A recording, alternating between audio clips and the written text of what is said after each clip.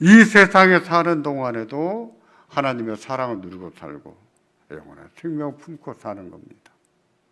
죽을 때도 하나님의 위로 가운데 죽고 영생에 들어갑니다.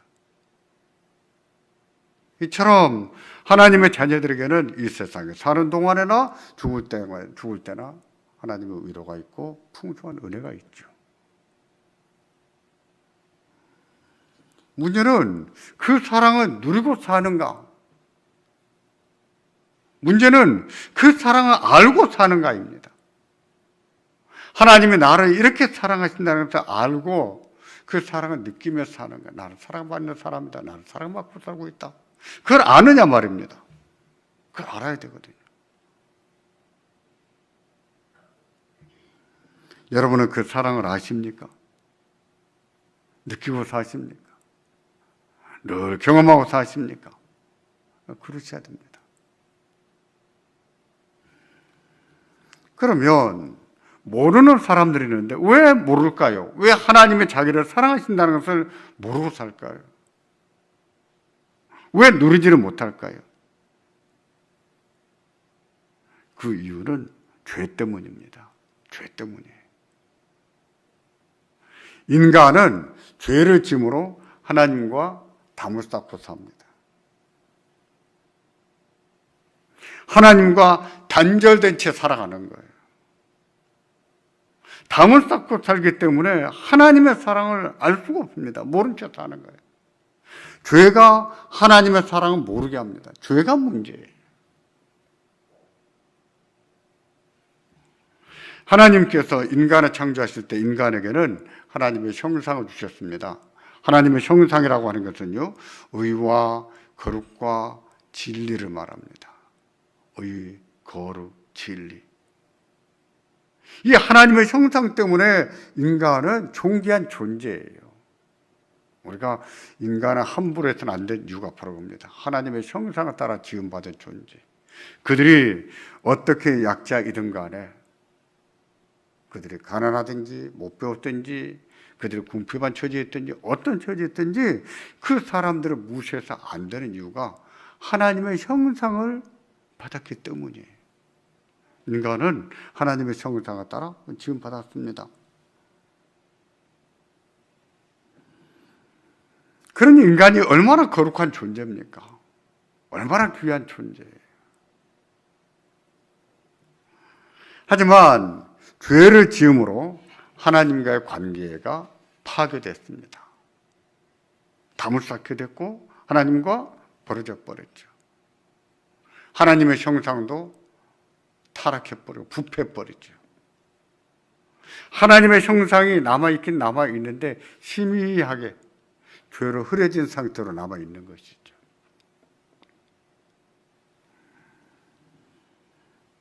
하나님의 사랑과 축복으로부터 멀어진 게 다른 것이 아닙니다. 죄 때문이에요. 그 결과 하나님은 몰라보고 삽니다. 자기 뜻대로 살아요. 자기가 하는 것이 다 옳은 줄로만 믿고 삽니다. 자기 욕심대로 자기 생각대로 살면서 자기가 다 옳은 줄로 알아요. 그런데 살고 보면 그게 얼마나 잘못되어 있는 것인지, 얼마나 허망한지 몸으로 경험하고 살잖아요. 인간은 그렇게 허무한 존재입니다. 그렇게 옳은 존재가 아니에요. 옳을 수가 없어요. 인간이 얼마나 옳겠어요. 죄로 타락하고 부패해 있는데, 하나님의 형상에 다 일그러져 있는데 인간은 허무한 존재지요. 허무한, 극히 유한한 존재. 그게 무엇 때문이라고요? 죄 때문입니다. 죄 때문이에요. 그래서 로마서 3장 23절은 그런 사실을 가리켜서 이처럼 말씀합니다. 모든 사람이 죄를 범하였으며 하나님의 영광에 이르지 못하다니. 모든 사람은 죄를 범하여서 하나님의 영광에 이를 수가 없다 그랬습니다. 인간은 죽도록 일하면서 삽니다. 우리 한국 사람들 얼마나 열심히 삽니까? 아침 일찍부터 밤늦게까지 얼마나 열심히 사는지, 죽도록 일만 하며 산다, 이렇게 해도 과언이 아닐 거예요.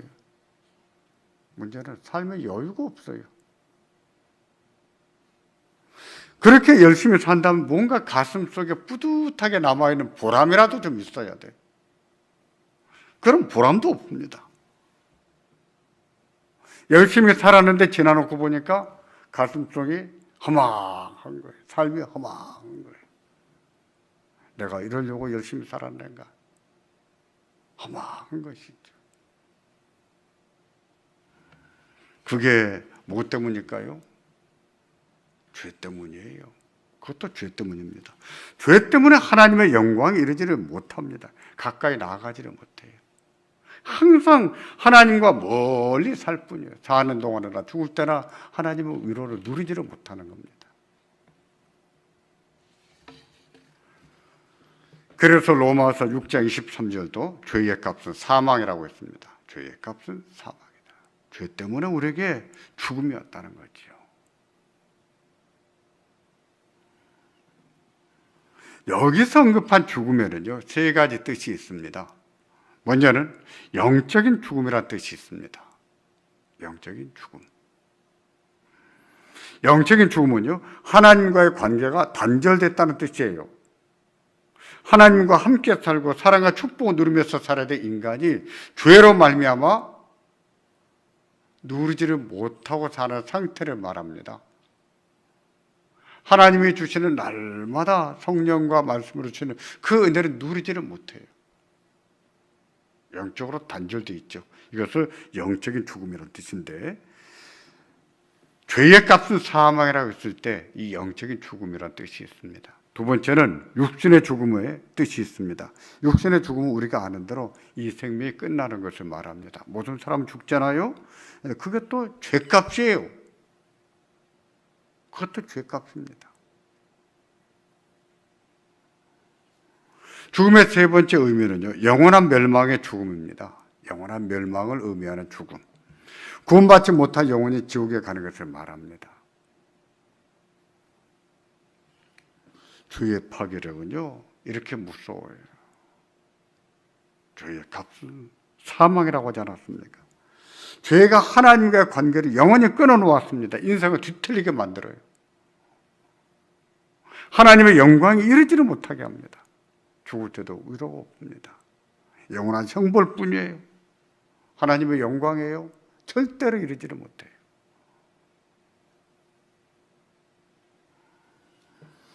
일반적으로 사람들은 그런 사실을 모르고 삽니다. 그냥 어디 장례 조문가서나 위로한답시고 하는 말이 좋은 데 가셨을 겁니다. 좋은 데 가셨습니다. 여러분이 어떻게 아십니까? 좋은 데 갔는지 나쁜 데 갔는지. 다 입 바른 소리죠. 좋은 데 갈 수가 없죠. 어떻게 좋은 데를 갑니까?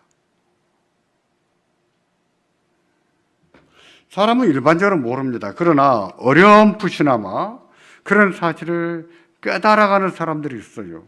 그들은 어떻게 하면 하나님과 우리가의 관계를 좁혀볼 수 있을까? 고민들을 많이 했는데 그 중에 하나가 착하게 살면 되지 않을까라고 생각하는 겁니다. 착하게 살면 하나님과의 관계가 회복되지 않을까? 죄값도 다 지불하고.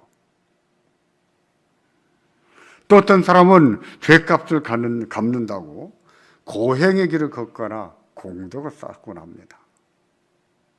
고행을 통해서 죄를 털어버리거나 덕을 쌓아서 하나님 앞에 가까이 갈 수 있다라고 생각한 것이죠. 또 어떤 사람은 종교를 만들어서 그 종교를 숭배했습니다. 그러나 그런 노력과 방법으로는 인간의 죄의 문제를 해결하지 못합니다. 죄를 씻을 수가 없고 용서받을 수가 없어요. 인간이 착한 일을 하는 동안에는 죄를 안 짓습니까? 착한 일을 하면서도 죄를 짓죠. 그 착한 일이라고 하는 것이 무슨 의미가 있겠어요? 그런 식으로 해서는 죄를 씻거나 용서받을 수가 없습니다. 왜 그럴까요? 어떻게 해야 될까요? 어떻게 하면 죄의 문제를 해결할 수 있을까요?